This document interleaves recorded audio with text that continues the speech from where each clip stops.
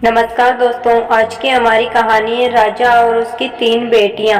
बहुत समय पहले एक राजा था जो खुद के बारे में सोचता था कि वह बहुत ही नेक सोच, दयालु स्वभाव और दरियादिली है। उसे लगता था कि वह स्थितियों को सही से समझने, हर बात पर न्याय करने और हर विषय में उचित विचार करने वाला व्यक्ति है। राजा की 3 बेटियां थीं। एक दिन उसने अपनी बेटियों को बुलाकर कहा, मेरे पास जो भी है वो सब तुम्हारा है। तुम तीनों को मुझसे ही जीवन मिला है। मेरी इच्छा अनुसार ही तुम तीनों का भूत, वर्तमान और भविष्य बना हुआ है, जो आगे भी ऐसा ही बना रहेगा। मैं ही तुम तीनों का भाग्य बनाता हूँ। राजा की यह बात सुनकर उसकी दोनों बेटियों ने शांत मन से राजा की बात में हामी भर दी, लेकिन तीसरी बेटी ने ऐसा नहीं किया। उसने कहा, नहीं, मुझे तो नहीं लगता कि आपके हाथों में मेरा भाग्य है। राजा ये सुनते ही गुस्से में आ गया। उसने अपनी तीसरी बेटी की कही बातों को एक चुनौती के रूप में स्वीकार किया। उसने खुद को अपनी तीसरी बेटी के सामने सही साबित करने की ठान ली और उसे जेल में बंदी बना दिया। इस वजह से राजा की तीसरी बेटी कई सालों तक जेल में ही बंद रही। राजा और उसकी बाकी की बेटियां राजसी जीवन जीते रहे। राजा मन ही मन सोचता है कि यह मेरा ही हुक्म है जो मेरी जिद्दी बेटी जेल में कैद है। लोगों को भी यही लग रहा होगा कि राजा का ही हुक्म है जो उसकी बेटी को ऐसा भाग्य मिला है। उसकी प्रजा के लोग भी यही सोचते थे। उन्हें लगता था कि राजा की तीसरी बेटी ने जरूर कोई गलत कार्य किया होगा, तभी उसे जेल में कैद करके रखा गया है, वरना कोई भी पिता अपनी बेटी के साथ भला ऐसा क्यों करेगा। राजा कभी कभी जेल में कैद अपनी तीसरी बेटी से मिलने के लिए जाता था। उसकी बेटी बहुत कमजोर हो गई थी, लेकिन अभी भी उसके विचारों में कोई बदलाव नहीं आया था। मगर राजा अपनी कमजोर होती हुई बेटी की हालत और नहीं देख पा रहा था। एक दिन उसने अपनी तीसरी बेटी से कहा, इस तरह से तुम्हारा जिद करना मुझे बहुत गुस्सा दिलाता है। अगर तुम इसी तरह मेरी आंखों के सामने रही तो गुस्से में मैं न जाने क्या कर बैठूंगा। मैं तुम्हें मौत की सजा भी दे सकता हूँ, लेकिन मैं एक अच्छा दिल का हूँ, इसलिए मैंने सोचा है कि तुम अब मेरे राज्य के पास के ही एक जंगल वाली जमीन पर जानवरों के साथ रहोगी।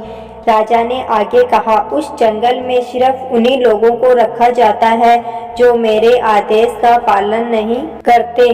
तुमने भी अपनी जिद की वजह से मेरी बात नहीं मानी, इसलिए तुम भी अब वहाँ मौजूद लोगों के साथ अपना जीवन काटोगी। इसके बाद तीसरी बेटी को उस जंगल की जमीन पर रहने के लिए भेज दिया गया। वहाँ वह फल और सब्जियां खाने और एक गुफा में रहने लगी। उसके पास पीने के लिए झरने का पानी और ठंड से बचने के लिए सिर्फ सूरज की धूप का ही सहारा था। वहाँ की खुली हवा में रहते हुए और फल फूल खाते खाते वो जल्द ही पूरी तरह से स्वस्थ हो गई। उसने वहाँ पर खेती करना भी शुरू कर दिया।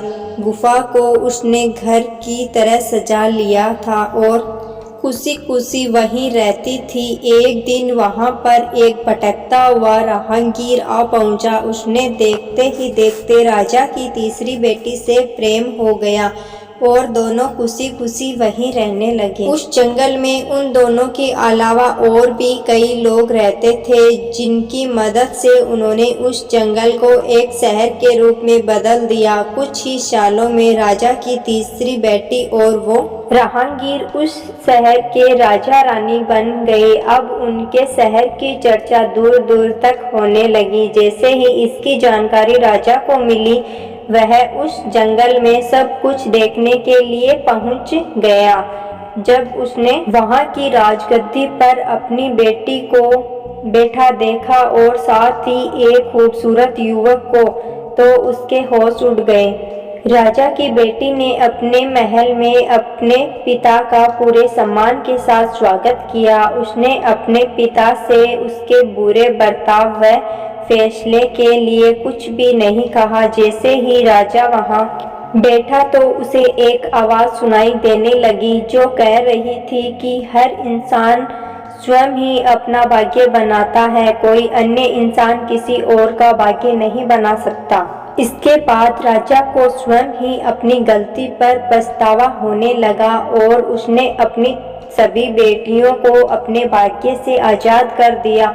उसने अपनी तीनों बेटियों से कहा, भले ही तुम तीनों का भाग्य मेरे हाथों में है, लेकिन हर व्यक्ति खुद ही परिस्थितियों के अनुसार अपना भाग्य अच्छा व बुरा बना सकता है। कहानी से सीख। राजा और उसकी तीनों बेटियों की कहानी हमें यह सीख देती है कि कोई भी व्यक्ति किसी का भाग्य बना या बिगाड़ नहीं सकता। हमारा भाग्य स्वयं हमारे हाथों में ही होता है, जिसे हम अपनी सूझबूझ से बुरी परिस्थितियों में भी अच्छा बना सकते हैं। अगर कहानी अच्छी लगी हो दोस्तों तो हमारे चैनल को सब्सक्राइब जरूर करना। धन्यवाद।